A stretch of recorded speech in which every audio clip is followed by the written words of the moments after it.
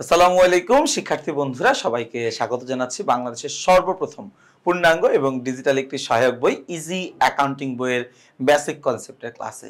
খেয়াল করে দেখো, আমরা জাবেদা নিয়ে আলোচনা করছিলাম। আমরা আজকের এই ক্লাসে আলোচনা করব ক্রয় ফেরত সম্পর্কিত লেনদেনের জাবেদা। এখানে একটু খেয়াল রাখা লাগবে এইটা যে আমরা আসলে জাবেদা করতেছি কিছু শর্টকাট টেকনিক অবলম্বন করে, অর্থাৎ আমরা এমন ভাবে জাবেদাগুলো করছি যেভাবে জাবেদা করলে আমাদের আসলে হিসাব বিজ্ঞানের বেসিক কিছু জানার দরকার নেই। অর্থাৎ আমরা আসলে হিসাব বিজ্ঞানের জিরো বেসিকে থেকেও আমরা কিভাবে জাবেদাগুলো করতে পারি, আমি আসলে ওইভাবে জাবেদাগুলো নিয়ে আলোচনা করছি।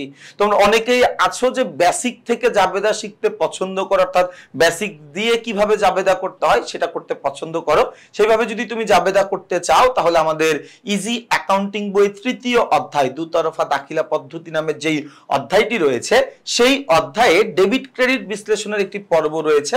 সেই পর্বের ক্লাসটি করলে তুমি আসলে বেসিক দিয়ে কিভাবে জাবেদা করতে হয় সেটা শিখে ফেলতে পারবা। আমরা একটু শর্টকাট টেকনিক অবলম্বন করেই জাবেদাটা করতে চাই।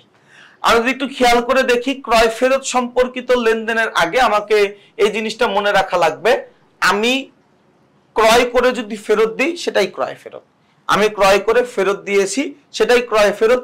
ক্রয় ফেরতের আরেক নাম হচ্ছে বহি ফেরত। ভাইয়া ক্রয় ফেরত, ভাইয়া ক্রয় ফেরত এটার আরেক নাম কি? এটার আরেক নাম হচ্ছে বহি ফেরত। ক্রয় ফেরতের আরেক নাম কি? ক্রয় ফেরতের আরেকটা নাম হচ্ছে বহি ফেরত। ক্রয় ফেরতের আরেকটা নাম হচ্ছে কি? বহি ফেরত। মানে আমি বাইরে যেটা ফেরত দিয়ে দিচ্ছি, আমি ওই পণ্যটাই ফেরত দিতে পারি। খেয়াল করো, আমি ওই পণ্যটাই ফেরত দিতে পারি যেই পণ্যটা আমার বাকিতে ক্রয় করা হয়েছে। বাকিতে ক্রয় করা হয়েছে, আমি ওই পণ্যটাই ফেরত দিতে পারি যেটা আমি বাকিতে কিনছিলাম। মনে রাখবা, হিসাব বিজ্ঞানে নগদ টাকায় ব্যাংকের টাকায় যদি তুমি কোনো পণ্য কিনে ফেলো বা বিক্রি করে ফেলো, ওইটা ফেরত দেওয়াও হয় না, ওইটা ফেরত নেওয়াও হয় না।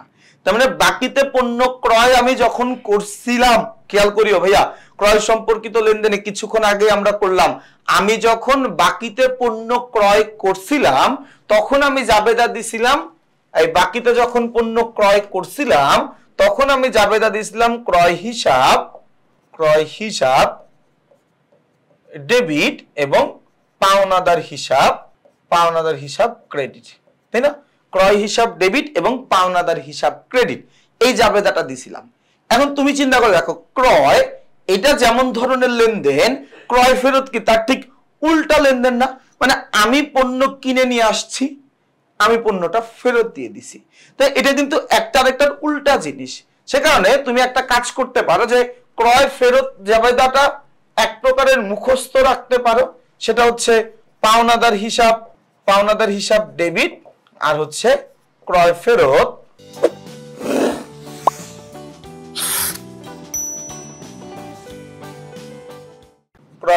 হিসাব ক্রেডিট।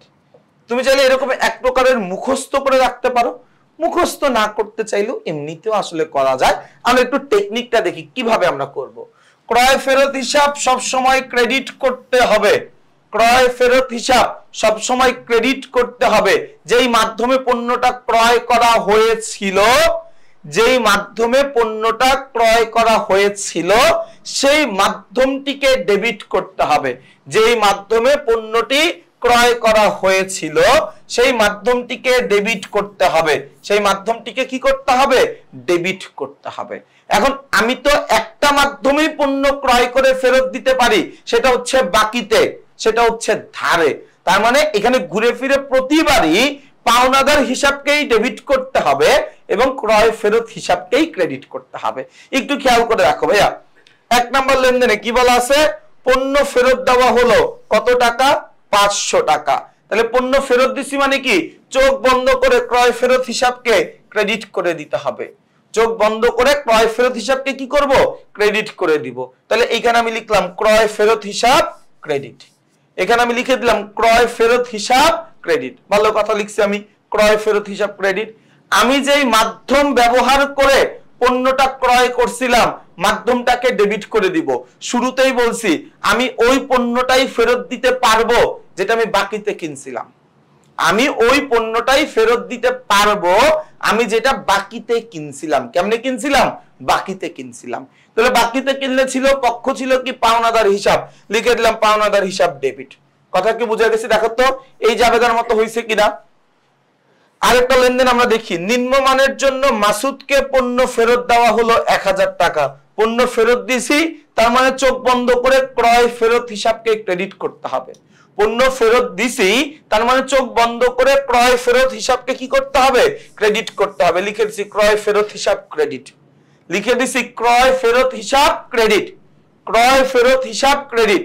যেই মাধ্যমে কিনছিলাম মাধ্যমটাকে ডেবিট করতে হবে। ভাইয়া ক্রয় ফেরতের মাধ্যম একটাই থাকে, সেটা বাকিতে। কারণ আমি বাকিতে না কিনলে তো আমি ফেরত দিতে পারবো না। ব্যাপারটা বুঝো তোমরা, আমি বাকিতে কিনছিলাম বলেই পণ্যটা ফেরত দেওয়ার সুযোগ পাইছি, আদারওয়াইজ পণ্যটা ফেরত দেওয়ার কোনো সুযোগ ছিল না। তাহলে মাধ্যম একটাই, সেটা কি পাওনাদার বা বাকিতে। তাহলে পাওনাদার মাসুদ হিসাবকে কি করতে হবে?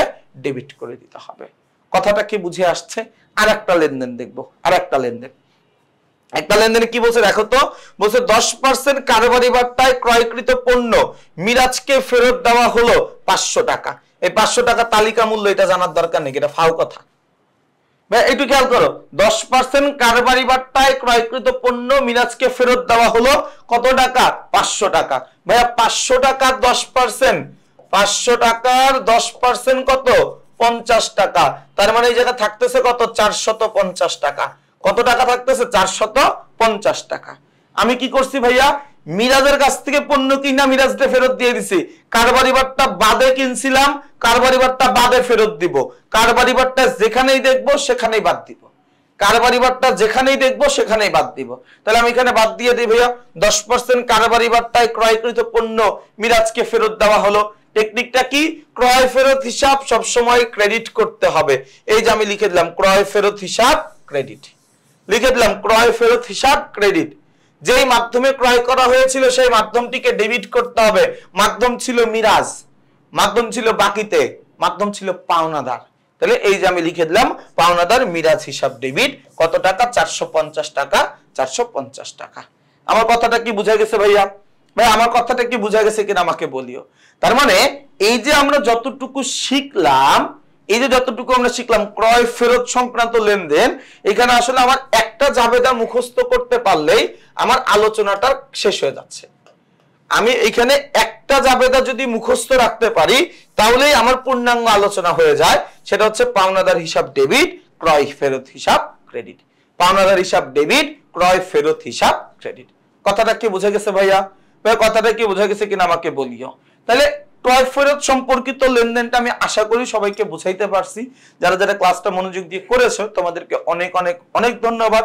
যারা এখনো বইটা কেনো নাই সবাইকে বলবো দ্রুত সময়ের মধ্যে ইজি অ্যাকাউন্টিং বইটা সংগ্রহ করে ফেলো। তোমার এসএসসি তে হিসাব বিজ্ঞানে A+ পাওয়ার জন্য একমাত্র ইজি অ্যাকাউন্টিং বই তোমার জন্য যথেষ্ট। সবাই ভালো থাকবা, সুস্থ থাকবা, আমার জন্য বেশি করে দোয়া করবা। আসসালামু আলাইকুম।